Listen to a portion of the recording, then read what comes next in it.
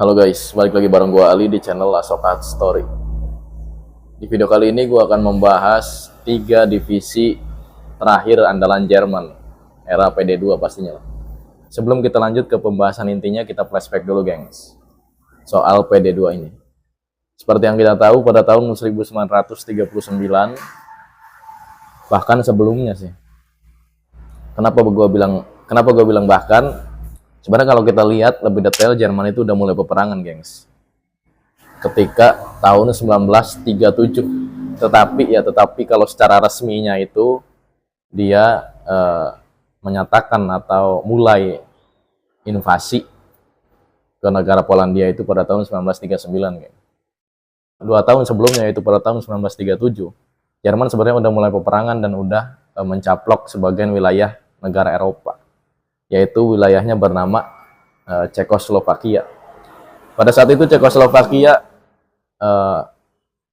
dicaplok oleh Jerman tanpa melalui pertempuran, ya. Dan pada saat itu pihak sekutu pun sudah tahu si Kumis Kotak ini mencaplok wilayah Cekoslovakia. Nah, kenapa mereka diem aja? Karena pada saat itu si Kumis Kotak bilang seperti ini, gengs. Jikalau Cekoslovakia ini diambil oleh Jerman atau diberikan kepada Jerman secara cuma-cuma tanpa syarat lah, maka Jerman ini nggak akan macem-macem ke negara lainnya.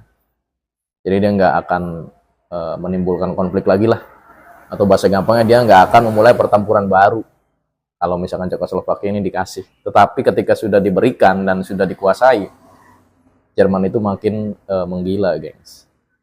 Kenapa gue bilang seperti itu? Karena dia 2 tahun setelahnya dia langsung menyerang Polandia. Yang notabene Polandia itu nggak ada macem-macem dan nggak ada konflik, geng. Bahkan bisa dibilang Polandia ini negara yang sangat yang sangat mengenaskan gitu loh. Karena dia nggak memulai invasi juga, terus dia nggak ada problem dengan Jerman. Tetapi dia kanan kiri atau depan belakang dia diserang. Karena pada saat itu Polandia depannya diserang oleh Jerman dan belakangnya diserang oleh Uni Soviet. Jadi ketika Jerman mulai menginvasi, Soviet tahu nih. Dan Uni Soviet nggak mau tinggal diam pastinya lah. Ya nggak? Karena Uni Soviet sudah mencium bau-bau nggak beres nih dari pihak si Kumis Kotak ini. Bahkan pada saat itu ketika mereka udah mulai invasi nih, Jerman udah mulai ke Polandia dan Uni Soviet pun mulai ke Polandia, mereka bertemu nih, geng, di tengah-tengahnya.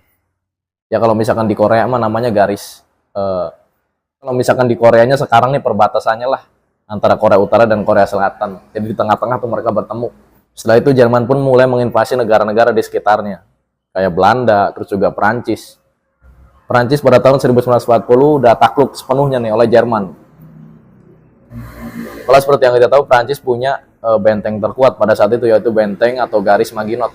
Jadi garis Maginot itu benteng yang sangat tebal, kokoh, dan juga kuat pada masanya. Tetapi berhasil ditembus oleh Jerman.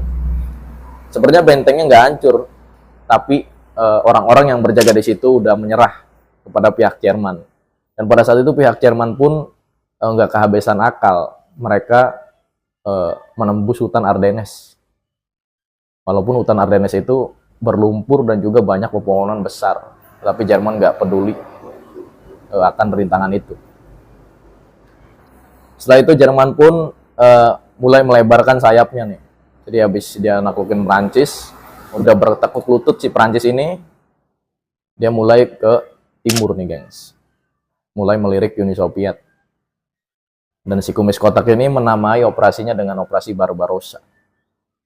2 tahun setelahnya Jerman berhasil digulung mundur, dan ini merupakan titik balik pihak Soviet nih, geng. Dan juga pihak sekutu pastinya lah. Karena pada saat itu Jerman pun mulai menyerang Inggris dengan menyerang pangkalan udara Inggris, tetapi Jerman berhasil dipukul mundur juga. Nah, sejak saat itu Jerman sudah mulai banyak mengalami kekalahan nih, geng, baik di front Eropa, front Timur, atau front Afrika. Pada saat itu di Afrika Jerman mengandalkan jenderal terakhirnya nih, atau jenderal terakhir andalannya maksud gua, yaitu Jenderal Erwin Rommel. Tetapi karena kudeta dan karena fitnahan bawahan-bawahannya si Kumis Kotak, akhirnya si Erwin Rommel pun menghilangkan nyawa dirinya ya, dengan cara mendor tubuhnya sendiri. Dan seketika itu pun pasti mental prajurit Jerman langsung down lah, melihat jenderal andalannya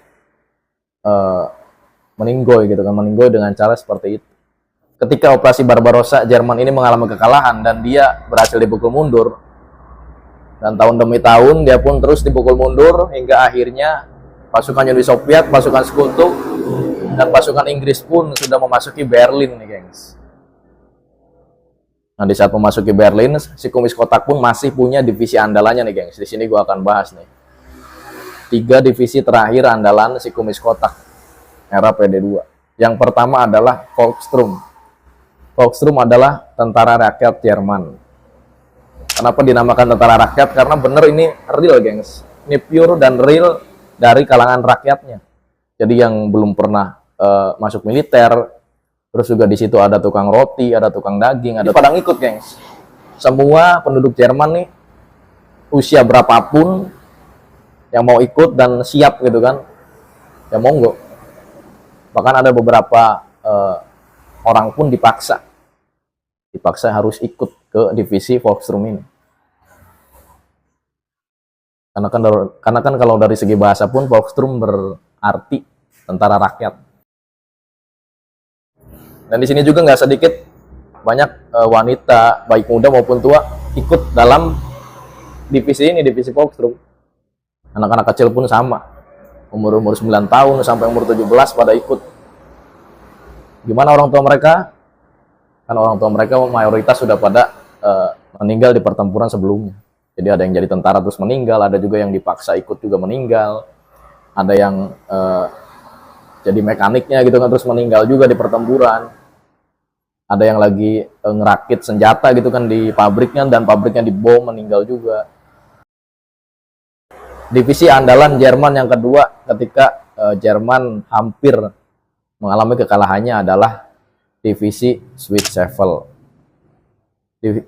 Divisi Switzerland adalah pasukan elit Jerman yang dibentuk pada tahun 1930 dan dikomandani oleh Heinrich Himmler. Heinrich Himmler adalah orang kepercayaan si Kumis Kotak ini. Makanya kan namanya mirip-mirip tuh. Dia adalah seorang intelektual yang diangkat menjadi jenderal Switzerland atau pasukan khusus Jerman. Alasan si Kumis Kotak ini mendirikan Switzerland adalah dia nggak mau nih ada pasukan lain yang bisa menggeser posisi dia dari Jerman kayak gitu, guys. Makanya dia bikin divisi yang lebih solid nih, yang bisa melindungi dia lah 100% tanpa ada campur tangan negara. Karena kan SA dibuat oleh negara, sedangkan SS dibuat oleh si Kumis Kotak dan juga partainya. Makanya si SS ini sangat loyal, geng, kepada si Kumis Kotak dan juga bawahannya.